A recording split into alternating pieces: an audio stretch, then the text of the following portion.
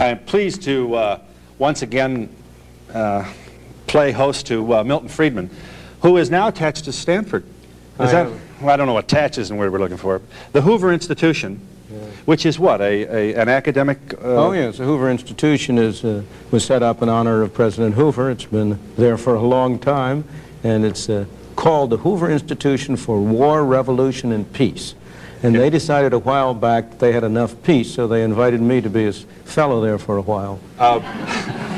Would Herbert Hoover be pleased with the dialogue that's going on under the aegis of his name? Oh, I'm sure he would. He was a great student. He was not only an engineer, but the library, it was founded as a library based initially on the collection of documents and manuscripts he had collected in his public career. Yeah. Am I to assume that you wish that he had defeated FDR in 1930? That's a very, very complicated question. Okay, but you're not all crazy about the New Deal, I trust. Huh? Oh, on the contrary. I think the situation in 1932 was a very terrible situation, but it had been produced by the failures of the Federal Reserve System in the prior 4 years. It was not a failure of capitalism, it was a failure of government. And Herbert Hoover himself, in his memoirs at the end of that time, said he had learned to his sorrow that the Federal Reserve was a weak reed for a nation in time of trouble.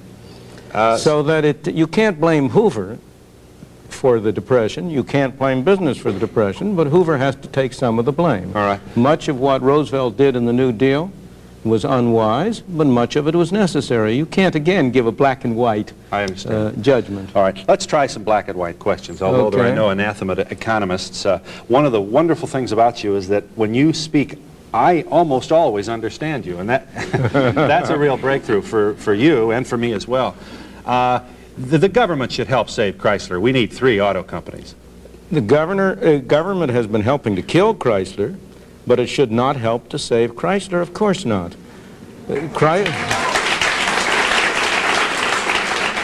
This is a private enterprise system. It's often described as a profit system, but that's a misleading label. It's a profit and loss system. And the loss part is even more important than the profit, because it's what gets rid of badly managed, poorly operated companies. What does? Losses. When Chrysler loses money. Oh, I see. So, all right. When Chrysler loses money, it's got to do something. When Amtrak loses money, it goes to Congress and gets a bigger appropriation. The question at issue is, should the people in this country bail out Chrysler by taking money out of their pockets, not to buy cars which they want to buy, but to pay for whatever has been the cause of the losses at Chrysler? Government has been responsible for many of those losses by unrealistic regulations and rules, but they've affected all of the companies. You're not going to condemn regulations regarding emission and... I certainly am. Of course I'm going to condemn them. Why not? Because if we don't have them, you're not going to be able to breathe, and you and I will not be in our senior years able to sit around and argue with each other. Well, those are assertions. They are statements that are made, but they are far from being correct. The fact is that pollution was going down long before we had any emission requirements, and it would go down without them. There is a case for doing something about pollution, but the way we've been going about it is the wrong way. Is there a case for the government to do something about it? Yes, there is a case for the government to do something about it, because there's always a case for the government to some extent when what 2 people do affects a third party. There's no case for the government whatsoever in mandating airbags, because airbags protect the people inside the car. That's my business. If I want to protect myself, I should do it at my expense. But there is a...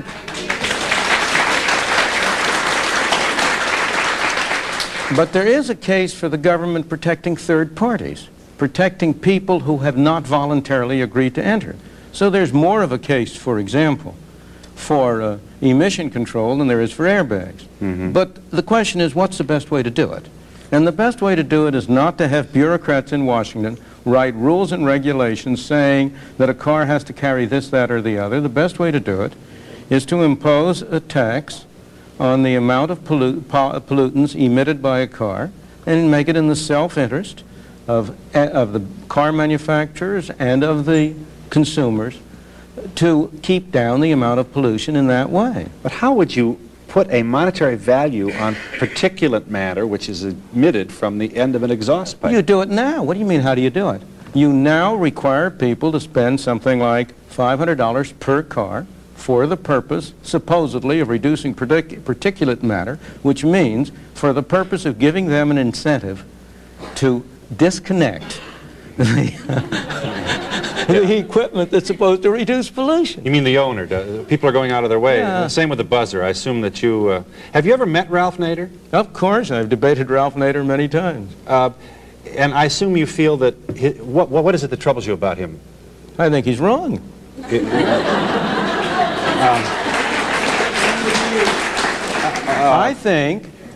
I don't have any doubt about his sincerity, but I think sincerity is a much overrated virtue. I think what troubles me about him is that he wants to run my life for me instead of letting me run my life. Let's just take a couple of things. If it weren't for Ralph Nader, we would still have those ornaments on the hoods of cars which impale babies and women and children crossing streets. We would still have an auto industry which is totally focused on cosmetics at the expense of sound automotive engineering. We would still have we'd still have an automobile business and its ancillary supplier of tires with difficulties that would be sent out to the public without regard to any problem at all of being asked to account for them. You know, the problem with claims like that is that they don't stand up to the facts. Now, take the most famous case. You know Ralph Nader got his start by a book called Unsafe at Any Speed. It referred to the Corvair. Do you know that 10 years after he launched his attack and persuaded the public at large that the Corvair was an unsafe car, the federal government finally got around to investigating the safety of the Corvair. And its official report concluded that the Corvair was a perfectly safe car, just as safe as the alternatives available, and that Ralph Nader's claims were completely unjustified. Yeah. Why? So that similarly with all of those extravagant claims, which I know you're not making on your own behalf, you're the devil's advocate, and a very good devil, too. Thank you, I think. And a very good advocate, too. So, but the trouble with Excuse me, I just want to make this point, Professor Friedman. You are using the United States government, whose post office is often referred to by you in columns, in speeches, and in writings as an example of what happens when you give what ought to be the private enterprise's business to the United States government. Now you turn around and use this United States bureaucracy to support your defense of Ralph Nader. I mean, why should I have any more confidence in the government's review of the Corvair than in the government's operation of the post office? You shouldn't. I have no more confidence in well, you that. certainly cited it to suggest. I beg your pardon. I just have as much confidence in it as I do in Ralph Nader's evaluation. So we're evensies then. That's right. So then there is no evidence. No one, neither Ralph Nader nor anyone else, has ever presented any evidence that justifies his charges. No one has presented evidence to justify the kind of charges you're making, and those charges are simply untrue. It is not a fact that the world would have come to an end but for Ralph Nader. But more important, take one of those charges, that the cars would be devoted to cosmetics. If people want to spend their money on cosmetics, why shouldn't they? You mean to say you should be prohibited by the government from doing whatever you do to have to give a nice cosmetic image to your viewers? No, I guess I'm thinking that if we just leave it to Detroit, if we had just left it to Detroit in your own laissez-faire and you're wearing your Adam Smith tie today. Always wear it on TV. I know. Let me tell you what I think. Let's just tell me what's wrong with this. Sure. If we just, you know, tell now Ralph Nader to go somewhere else and complain. Sure. And let's let Detroit and the free enterprise system handle this. Here's what we would not have. We would not have collapsible steering wheels. We would not have padded dashboards. We would not have spring-loaded ornaments that bend back so that you minimize injury in the case of hitting a pedestrian. You would not have. I'm well, first of all, I have no reason to suppose that's true. Long before Ralph Nader came on the picture, the automobile industry had made cars increasingly safe. Brakes had become better. The protection and the bumpers had become better. The doors had become better. When it turned out they were defective, the automobile industry introduced them. Almost all of the developments in automobile in that direction had arrived and were on the way long before Ralph Nader came along. But if you didn't have Ralph Nader, if you hadn't had that movement, you also would have cars considerably cheaper. You'd have them available to a much wider range of people. They would be using less gas than they do now, not more gas than they do now. After all, the thing that amazes me about people who make statements like this is their neglect of history. This country went for close to 200 years without a Ralph Nader and without these regulations. And that was a period in which this country had its greatest growth, in which people streamed to it from all over the world and were able to make a better life for themselves and their children. If you take the automobile industry in particular, since Henry Ford really revolutionized it, it transformed the nature of life in this country. The automobiles improved tremendously. They came down in cost relative to other goods. The effect of the kind of regulations you now have has been to make automobiles not more safe, but less safe. Why? Because by making them more expensive, they make it pay to keep an old car on the road longer. The average age of cars on the road has gone up, and old cars are less safe than new cars. By making them more expensive, you've reduced the amount of foreign competition. We have a lot of foreign competition, but you probably know that there are many foreign-made cars that make no attempt to export to the United States because the cost of meeting all the particular regulations and standards make it uneconomical to do so. Well, they certainly haven't discouraged enough to make Detroit happy. Of course, but I don't want to make Detroit happy. That's not my aim. I want to make the citizen happy. I want to make the customer happy. Right. The last thing in the world we want to do is to make Detroit happy. Let's just, if Chrysler folds, now we're left with 2 automobile companies, and not at all. We're not. And they'll have even more power, and they'll say, "Love it or leave it." Nonsense. Take it or. Nonsense. If we don't have any tariffs on cars from abroad, if we have free trade, the automobile industry of the world is in competition with Chrysler. Do you think that it was really, and with General Motors and Ford, who offered the greater challenge to General Motors and Ford? Toyota. Toyota and Volkswagen. So where's this nonsense about there'll be only 2 car companies?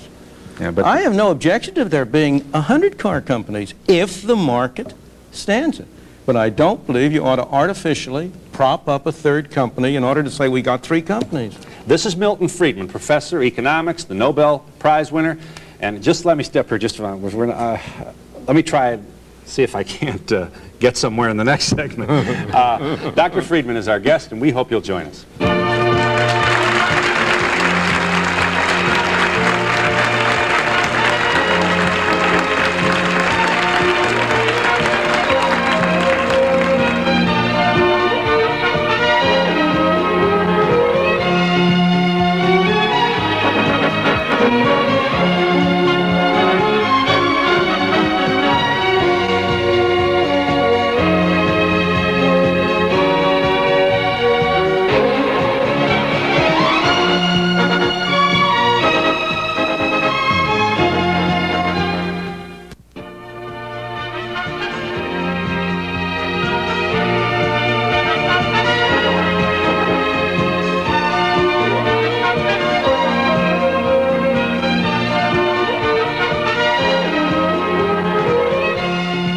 Let's just review for a second, because and I don't want to bore you to death here, but this is really, I am fascinated by the dialogue, and just to characterize Dr. Friedman's position, which I should let him do. You won't succeed in not doing it. Just tell me how I'm doing here. Here is a man who feels that definitely there's too much government intervention in everything, and that if we just take Adam Smith's notion of the 19th century and let the laws of supply and demand work without all these bureaucratic rules and regulations, that we would have, you think we can eliminate the gas shortage if we do that? The only reason we have the gas shortage is because it's made in Washington. There's no need for the gas shortage. There's a problem in oil. Oil is expensive. The fact that the OPEC nations have formed an effective monopoly and quadrupled the price of oil hurts us. No question. We pay more. But we have multiplied the injury to ourselves by our bad government policies.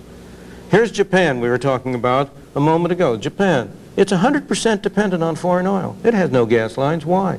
Because it hasn't tried to prevent prices from adjusting things.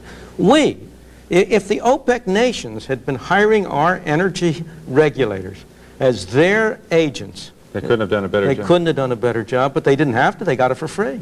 Mm-hmm. Give me that speech about maximum and minimum now. The way to create shortages is to create a maximum price which is below what the free market would have otherwise. Absolutely. All right, so that even though we're appalled at gasoline, which is more than $1 a gallon, your point is to get the government out of this game of regulation is to, you acknowledge, allow the gasoline to go higher. Excuse me. It may make the price at the pump higher, but it'll make the cost to the consumer lower. Who do you suppose is paying the over $10 billion a year budget of the Department of Energy, which amounts to 9 cents a gallon for every gallon of gasoline we consume? Yeah, I saw you. Can you prove that? Of course. 9 cents a gallon for Of course. Are there 20,000 people in the Department of Energy? Yes. 20,000 people. All of them making trouble. All of them paid. Let me give you a very simple example because it's hard to go on. Here's Canada next door. Why is it there are no gas shortages in Canada and the price of gasoline in Canada is lower than it is in the United States? Canada's in competition with the world, but it doesn't have the same kind of Department of Energy we did. If we had no price controls, you have to ask where you start. If right now the only thing you did was to eliminate the price controls, the price of gasoline at the pump would go up. Right. If simultaneously you also decontrolled crude oil and eliminated the regulation over the oil industry in this country, the price of oil would go down because you would unleash the productive potential of the American oil industry. Explain to me why it makes sense to propose that we produce synthetic fuels at costs estimated up to $40 a barrel, while we will let people who pump oil out of the American land, oil well, some of them can only get less than $6 a barrel for their oil. Others can only get $14 a barrel, but we're going to spend the taxpayers' money to produce $40 a barrel oil. Is that sensible? You're saying that they get that because of regulation? That's all they get because of regulation? Yes, the regulation, the limit on the price fixing, the limit on the price which they may receive for oil. Now, where do you suppose the difference between that price and the world price goes to? Okay, let me just, how do you speak to this nightmare? Let's do your thing. You're a czar. We'll make you a czar, and you're going to say, look, the free enterprise system is going to work. I'm not crazy about the OPEC monopoly either, but this is the facts of life. It's the geography, and it's the way we got to play this game. And let's let it happen as it happens. $3 a gallon. Now, we have truckers shooting each other right now because of their frustration out of their inability to pay them. Excuse me. The only reason they're shooting each other is because the government won't let them be free to set their prices.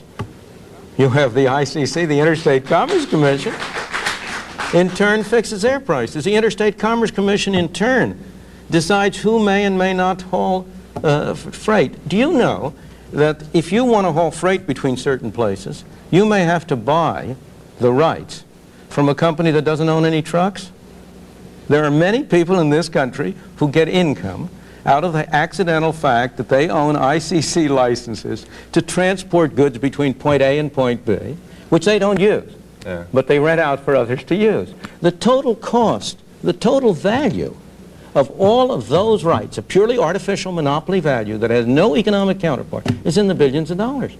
So if you could simultaneously reduce the cost of trucking as well by simply abolishing the Interstate Commerce Commission. You want to do that too? Of course. Now we've got all... But now, wouldn't the result be chaos with trucks coming from all different directions and obviously... Obviously not. No. Why would the result be chaos? Trucks aren't going to come from all different directions and bump. Quite the opposite. I don't mean bump. I mean in the sense that But I would say I'm moving into the aren't you troubled by multinationals and the size of companies? And that's not what Adam Smith meant. Adam Smith didn't mean for Exxon to have a 60 and 70% profit. If you had, first of all, of course I'm troubled by multinationals, in the sense that I would rather have a world in which there were a larger number of small companies. The question at issue is not that.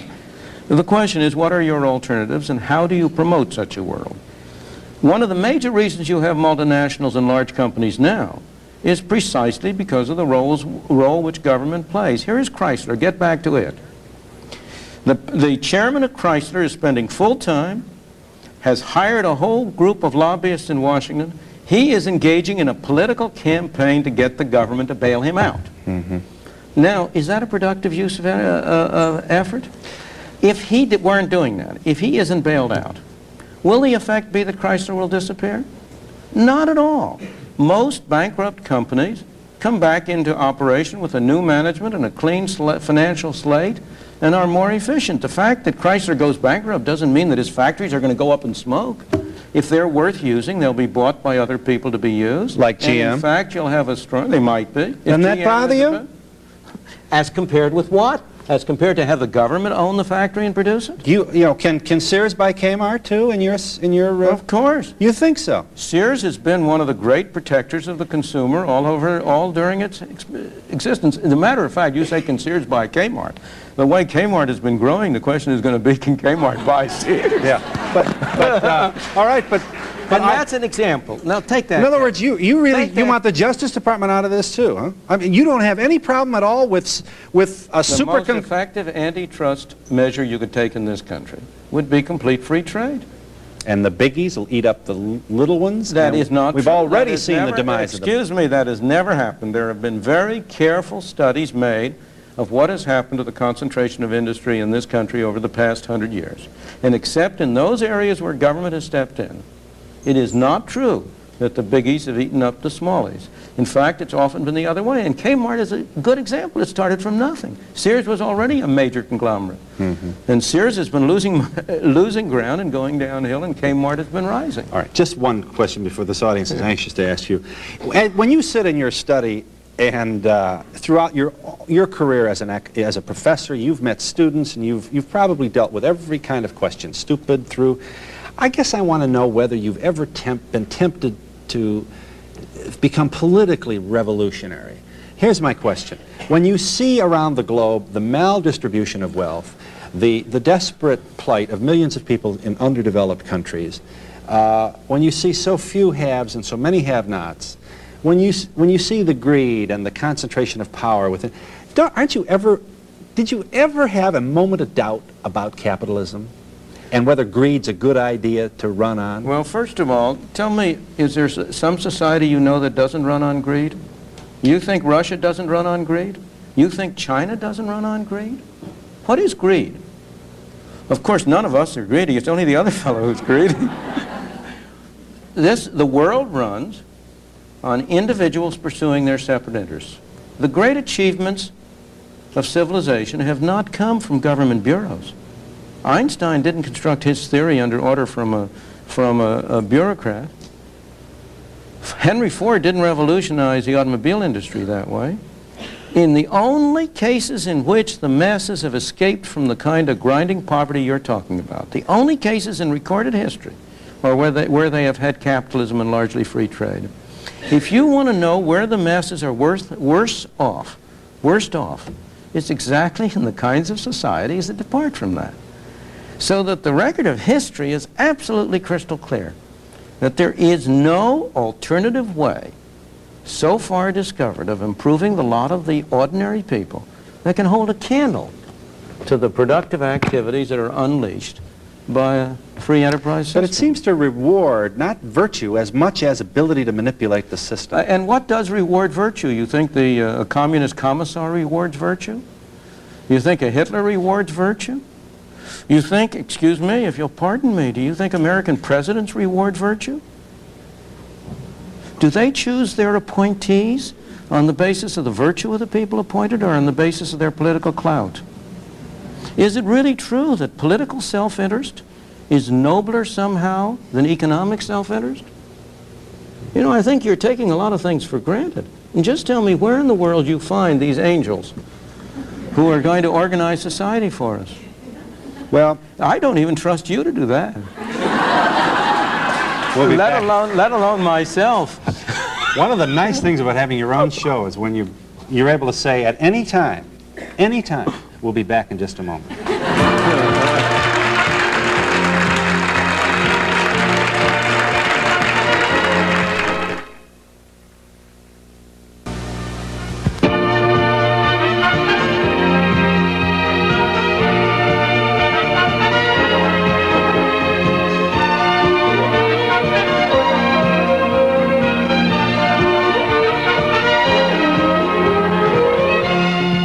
Milton Friedman, the economist, is here. Yes.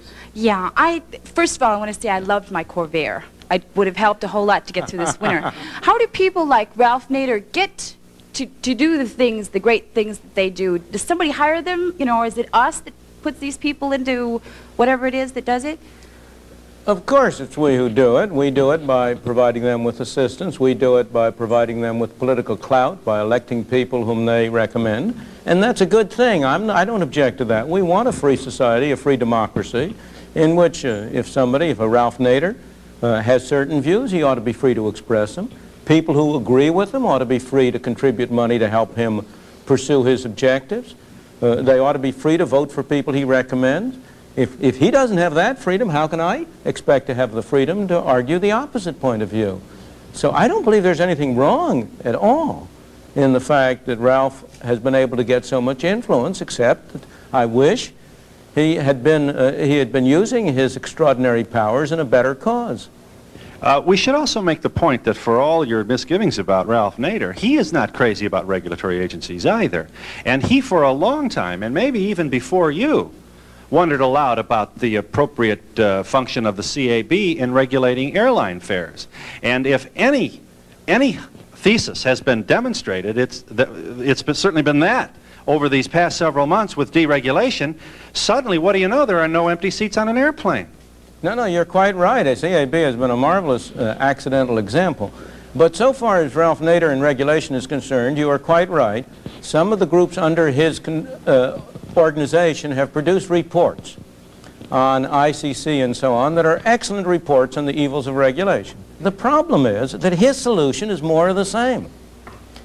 His solution is to substitute a different kind of regulation. His only objection is not really to regulation, but that the wrong people have been doing the regulating.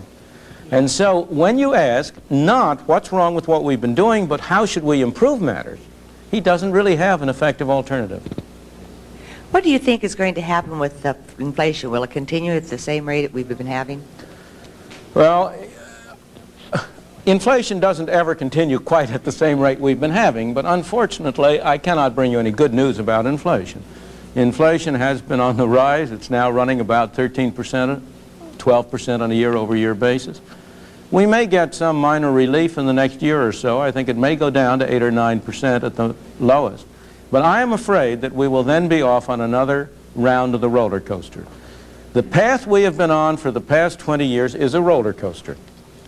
We get up to a peak, we come down, we get up, but each peak is higher than the prior one, each trough is higher than the prior one. And until the American people have the political will to stop it, that's going to continue. Now, give us the will. Tell us how we get that will. There's only one way you can stop inflation, and that's by having the government create less money and spend less money. And the reason we have inflation is because the public at large wants inflation. You people want inflation. You don't say so. No one of you will say, I want inflation. But I ask you, do you want the prices at which you sell things to go down? Not the prices at which you sell them. You want the prices at which you buy them to go down. What everybody wants is for the prices of the things he buys to go down and the prices of the things he sells to go up. But that's a neat trick if you can manage it. But isn't it good old Adam Smith? Isn't that what he... Of course, it's good old Adam Smith, provided you have a control in terms of the total amount of money available. But it's not good old Adam Smith for those printing presses to be pouring out paper money, which you and I and the government in particular can use. We don't create inflation by our personal behavior. We create inflation by getting our legislators, the people in Washington, to vote for more and more spending, and by objecting to extra taxes, and therefore by having it financed by printing money. Right. Let me just ask you one more basic question here, and I promise we'll get this audience in the act here. Did Adam Smith, or do you, how do you feel about this desperate need to grow? We have no desperate need to grow. Oh, we do. We brag about our gross national product. It's going to be $1 trillion. We don't have a desperate need to grow. A guy's got 2 franchises. He wants 6. A man has 3 hamburger stands. He wants 12. We have no desperate need to grow. We have a desperate desire to grow. And those are quite different. I believe that the level of growth in this country ought to be whatever people want it to be. If the people at large, if each and every person separately was satisfied with where he is and didn't want to grow, fine.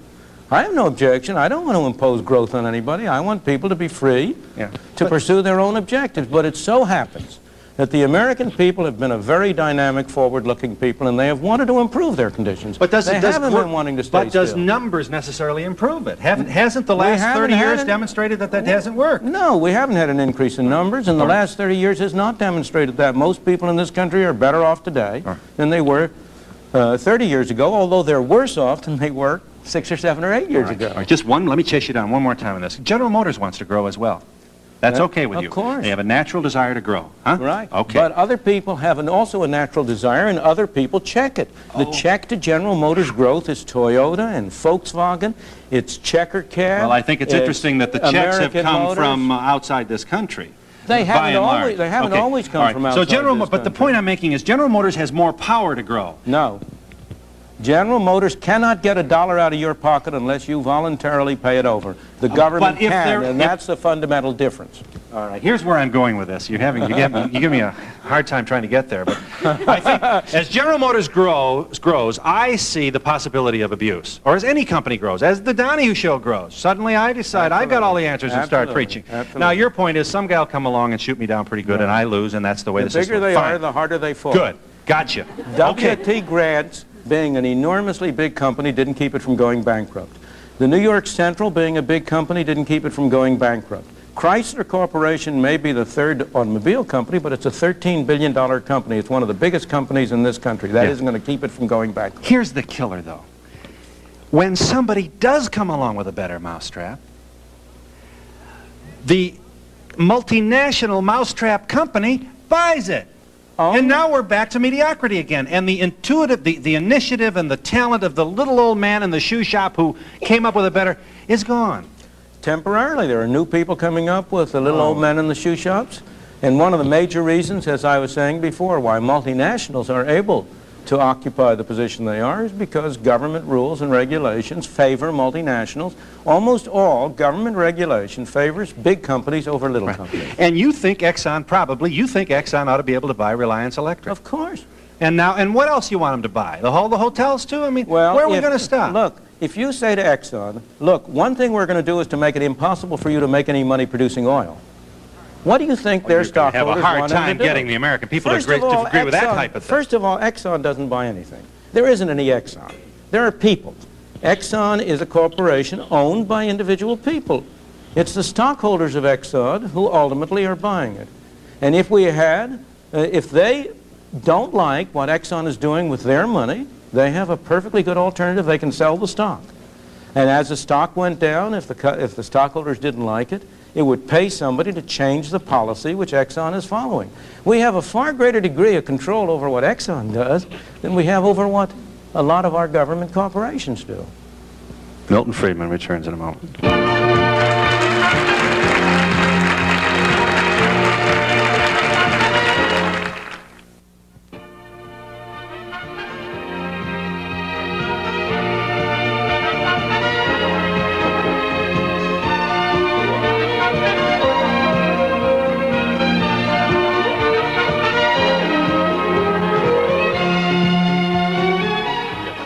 Dr. Friedman, you've spoken a lot today about corporations. What does the average citizen do to help the inflation or to fight it?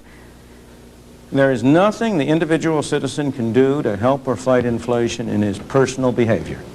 All attempts to tell you it's the consumer who's doing, the wasteful consumer who's producing inflation is an attempt by the government to shift the blame to somebody else. As a citizen, you can do a great deal. As a citizen, you can exercise your influence on your congressman at the elections to try to elect people who are committed to cutting government spending. As you may know, a group of us have been working for a long time on constitutional amendments to set a limit to total spending. Such amendments have now been passed in 5 states. We're working on a federal amendment, an amendment of the federal Constitution that would give the federal government a budget. I think the most important single step that can be taken to stop inflation is to cut down government spending. And you can play a role in that. Your personal life, you cannot do a thing, and don't let anybody kid you. Yes. Good question. I worked for Sears for 2.5 years, and every day I went past a little board that said Kmart 31, Sears 19, 21. And I was just wondering, What happened? What do you mean, the price of the stock? Yeah? Yeah, they quoted it, and it was Yeah, just, I know. I've seen it all the time. And I was in profit sharing, and I kind of started to wonder, with all Sears pushing to sell and to produce and just to be marvelous, what happened? Why is Kmart? Why is Kmart? I'm not a business expert. I don't know why Kmart went ahead of Sears. If I knew that, I'd be in a different business. All I know is that they managed to appeal to the consumer. They made better decisions about what products to sell than Sears did. Now, who was responsible or why? You'd have to be an expert. In a way, I'm not. Kmart was better at discounting than Sears. Well, fine. That's what consumers wanted. Fine. Then they served the consumer. Didn't when Sears decided that it would approach or broach the issue of the arena of discounting, their sales shot up. Well, they still but their profits diminished. I don't know anything about the details. For all I know, Sears is streamlined. It's going to go and beat Kmart. I don't have the slightest idea. Let the market decide. The oil-rich Arabs are buying an awful lot of businesses in this country and farmland and things. Do you think it'd be wise for this country to institute law like Mexico did in the 50s and 60s, where it required that any company and land had to be at least over 50% owned by residents in the country? I believe in individual freedom on an international basis and not on a national basis. I think you ought to be free to buy land if you want to in Mexico or anywhere else. And I would like those governments to let you. This country did not become great by preventing people from coming here from abroad and buying land and setting up businesses. Quite the other way around.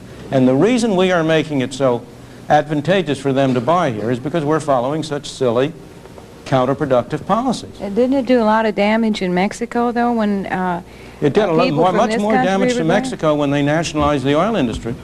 On the contrary, their measures to keep foreigners from acquiring assets in Mexico did a great deal of harm to Mexico, not good. Yeah. You must distinguish between what looks on the surface and what it really is underneath. Over here. Why is it we have so many millionaires and everything in the United States, and we still have so many impoverished people who try to get up into the world? Why is it we have this lack of money where people who can't support themselves decently and get a decent job, where all these big men are up on top making oodles and oodles of money? They don't need it. They can only eat that much, sleep in the bed. And what do you suppose they do? If they don't eat it and don't use it, what do you suppose they do? They hoard it. They what do you mean they hoard it? You mean they put it under their pillows? That's right. No, they keep investing it. Investing it in what? That's right, yeah. What do they invest it in? Well, in oil and everything, where, I mean, all these other people who are What do they invest it in? Don't get off the subject. No. What do they invest it in? Well, they invested in a lot of different things that the little people need. Well, do they invest it in factories? Yes. Does some of that money end up in machines? Yes. Do those factories and machines provide ordinary working people with jobs or not? What do you suppose the productivity of this country would be and of the wage rate would be if the total amount of capital in this country today was what it was 100 years ago? Where do you suppose the improvements in productivity come from except from the investment by people of their savings? But let me go to your fundamental question. First place, nirvana is not for this world. There is no paradise. Of course we've got a lot of people who are poorly off. But if you look at it over time, if you get a sense of proportion, the well-being of the ordinary people has been the main thing that has been improved by economic progress and economic growth and development. And most residual hard cases of poverty today are the result, again, of a failure of government. Why do we have a black teenage unemployment rate in 30 to 40%? Because of two failures of government. One, a failure to provide decent schooling, which is a governmental responsibility. Has been, whether it should be or not, it has been. And second, because of a minimum wage rate, which prevents those kids who haven't had decent schooling from getting jobs at low pay at which they can earn the skills on the jobs that would enable them to rise to higher pay. If you look at the sources of poverty, you will find most of them are derived from what I regard as wrong-headed government policies. Well, I'm trying to look ahead because I'm almost going to retire. Yes? And it's pretty Social hard Security making is it a go very- now before, you retire. You're covering a lot of issues here. I might say, if Phil will pardon me, I'm going to cover all of these issues. Yeah, Much please, more let's get this extent- plug in, because it is an important program, which is That's all I need is this one is going to compete now with guess who? He's got his own TV show. I mean, I'm not insecure enough. This is on PBS, and your first show is in January. January 11th. There will be 10 one-hour shows covering all of these issues in considerable depth. Half-hour documentary, half-hour studio discussion with people from the other side. I may say we invited Ralph Nader, but I don't believe he's accepted. Just before we break here, and we have to, I want to make sure I understand you. Because the government sets a minimum wage, what does McDonald's do? McDonald's? It can't hire as many teenagers. It improves its capital equipment to serve. It does less business because it has to charge higher hamburger prices. In the absence of a minimum wage, McDonald's would be able to offer a larger number of jobs to a larger number of youngsters, and they would be able to acquire some skills. And not only McDonald's. So we hire more people get work. Younger people. The younger people would work, and they'd get a chance to develop their skills to become productive members of society instead of being driven into a cycle of poverty and of welfare, which is absolutely deplorable. Milton Friedman, the economist, returns in a moment.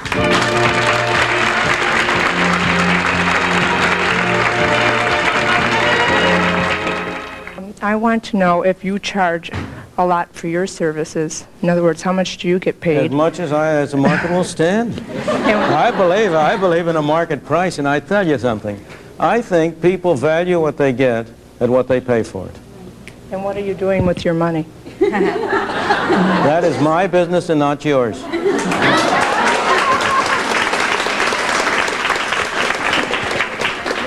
Dr. Freeman. Yes. I'd like to know your view on the busing situation, especially with the gas situation. Of course, I'll be glad to tell you my view on the busing situation. The general, very little time. The fundamental idea is that people should be free to choose. That's the title of our TV series, incidentally, is Free to Choose. They should be free to choose whether they want to send their child to this school or that school or any other school. And the way to do it is to introduce a voucher scheme so that people can have freedom to choose. I am not in favor of compulsory busing. I am not in favor of compulsory integration. I am in favor of freedom. What'd you say about voucher? The voucher what? I would have a voucher system. You said I had to keep it brief, so I can only mention it. A system under which parents who chose not to send their child to a particular public school would be entitled to a payment like the GI Bill of Rights, a voucher which they could use at any school of their choice. Yeah, you know what I'm going to do? I'm going to open a school. Very good. And I'm going to hire an advertising agency. Well, wonderful. And I'm going to have cheerleaders saying, go to Donahue High, because it's got the best football team, and I'm going to get all these vouchers, and I'm going to have the biggest super school in the whole county. Wonderful. Marvelous. I don't know if it's wonderful. If you can succeed, you cannot succeed by advertising what's not true. Ford Motor Company couldn't sell an Edsel that way, and I don't think even Phil Donahue could sell lousy education that way. Yes. You know, people think the public at large are a bunch of stupid people. They're not. Yeah. Doctor, is there anything the average citizen can do to protect himself from the ravages of the rising inflation? Unfortunately, there is very, very little he can do. I hate to say this, and yet it's true. The most effective protection against inflation is high living. How do you mean that? How do you mean that? I mean that, unfortunately, there are no assets which you can confidently acquire with the expectation that they will provide you a hedge against inflation. On the other hand, if you buy yourself a nice house, you buy yourself a nice suit, you buy yourself a picture to hang on the wall, you are protected against the ravages of inflation. So, in other words, convert your money into material things? Unfortunately, it's not a very desirable thing to do. Don't convert all of it. You've got to have some reserve for emergency. I'm not saying this is a good thing. I'm saying that inflation is the kind of thing which leaves you with no good choices. But that sounds like playing the violin while Rome is burning. Well, tell me the alternative. The question was not what the nation ought to do. Yeah. I have no difficulty in saying what our governmental policy ought to be to end inflation. That's a different question. The question is, what can I as an individual do? And unfortunately, given the uncertainty of inflation, given the fact that real estate has proved a good hedge and it's proved a bad hedge, that stocks have proved a good hedge and they've proved a bad hedge, that government bonds are a snare and a delusion, that they have proved a very, very poor investment for the poor suckers who were induced by Uncle Sam to come into them. Unfortunately, there is no good way in which the ordinary citizen, the ordinary person, can really protect his assets against inflation. Dr. Friedman, I wanted to point out that a lot of people will agree that medical care costs are terribly expensive these days, and some hospitals that I know of, particularly in the South, have cost containment programs that are voluntary. Are these feasible? And if they are, why don't other businesses start them? Well, in the first place, every business has a cost containment program. There is no business in this country that doesn't unless it's on the verge of bankruptcy. In the second place, in all of these questions, one shouldn't look at the symptoms. One ought to go back and ask what the sources are. The reason why medical costs have been rising so rapidly in the country is, again, I sing the same old tune, but it happens to be true. Because whereas some 15 or 20 years ago, government spending on medical care accounted for something like 10–20% of the total amount spent on medical care. That was mostly in public health and for veterans. Today, it amounts to something like 40% or more of the total spending, and that's what's been driving these prices up. Milton Friedman returns in a moment.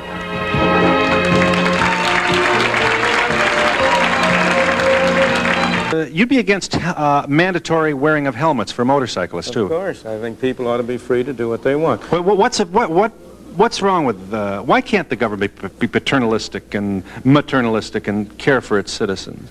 Well, that depends on what kind of government you want. Of course it can be, but it turns out that the paternalism tends to serve the interests of the people who are being paternal and not the people whom they are supposedly protecting. And it's expensive, too. I am not, don't misunderstand me. I'm not against all government measures. I'm not an anarchist. I believe we need a government for certain basic functions. We need a government to protect this country from foreign enemies. We need a government to protect me from being bashed over the head by you. And because you can find some valid function of government doesn't mean that everything government does is valid. And the problem today is not that we have too little government, but much too much government. Milton Friedman can be seen on PBS next year in several one-hour shows. Many thanks to this Nobel Prize winner for bringing his enthusiasm to our show, and thank you for your participation. Have a nice day, everybody. A year ago,